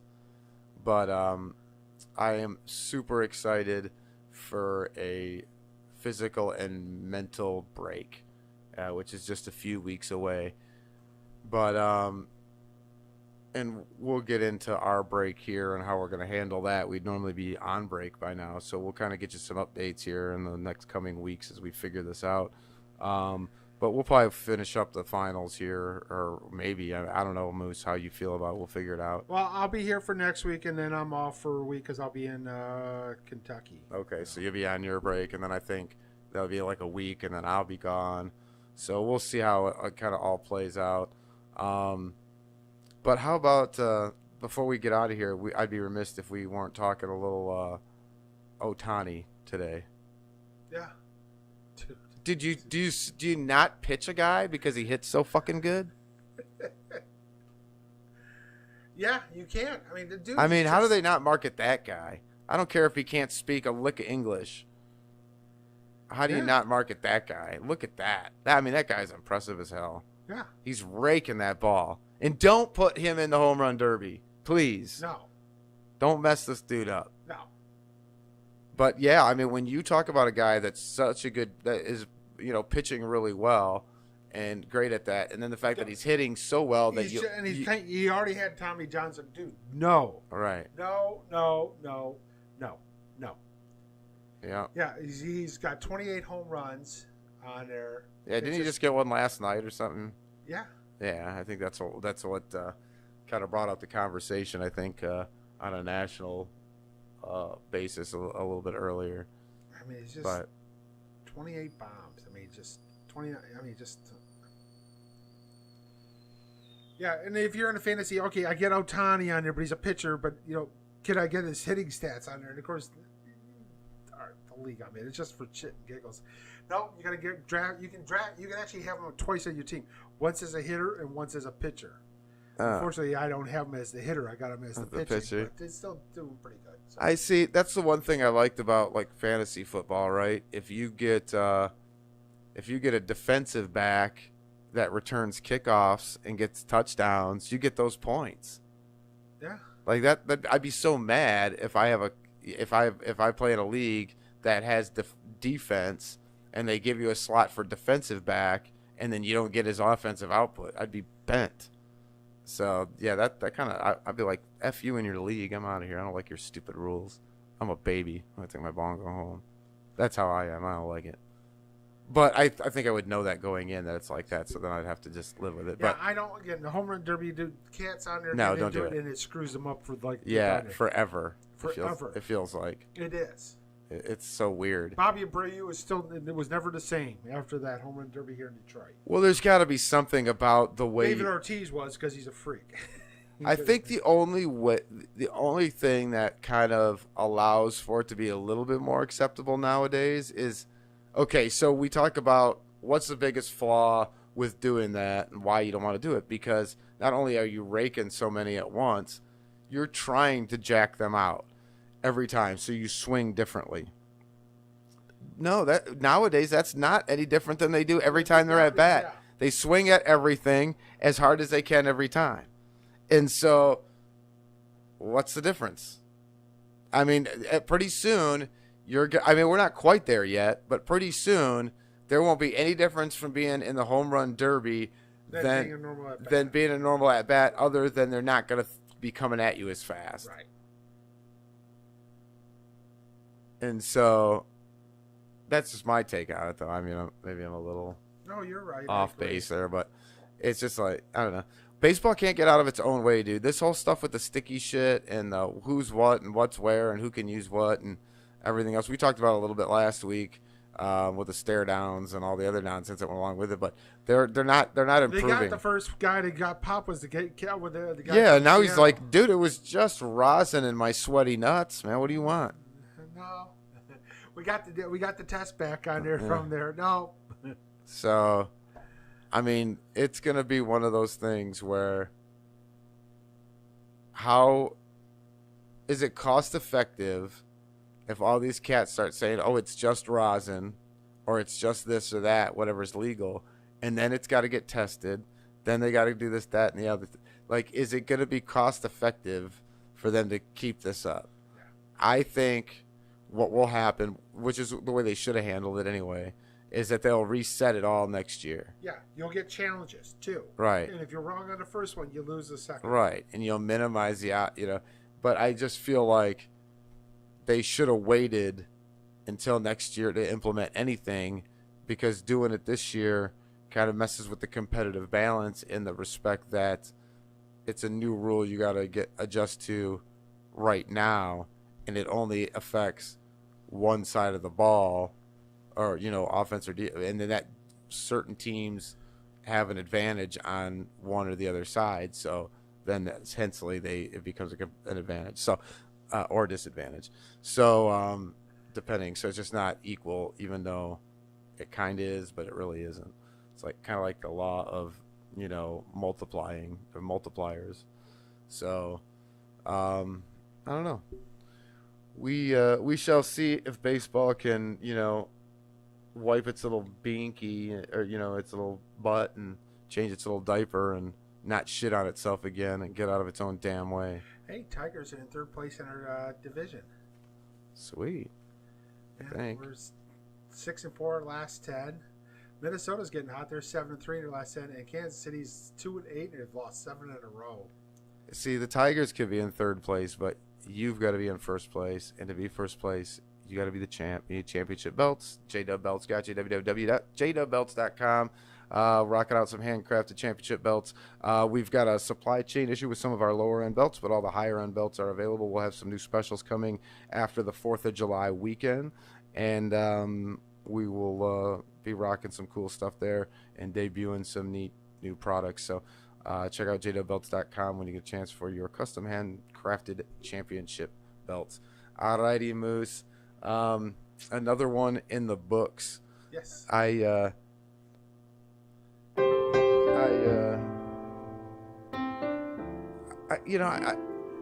I cap on the whole local sports talk radio scene, but it's really angering my soul, Moose. I will stop cussing for the right price, and we will bring value back to this market. Oh yeah, because this stuff that's here, man, right now that's on the air with no competition. There's one station in town on 2 different dials. Their AM dial is just degenerate gambling straight up. Their FM dial has got 3 local radio show hosts basically, and then the rest is all degenerate gambling network. It's just bad. It's really bad. And from a place that was rich, I'm just bummed. And so guys, come hang out with us, get involved in the show, and help me get my fix, because I don't get it when we're not here. It's hot garbage, and I have to stream all these guys to find. I like Dan Patrick, I like DA, and I like some of these guys. And I gotta search them out. It sucks, but guess what? Search us out. We don't suck. That's right. And neither do you guys. We love you guys. We'll be back next week. We'll see ya. Peace out, brothers. Peace. You're listening to Studio 57 Radio, your home for underground hip-hop, rap, and R&B. Studio 57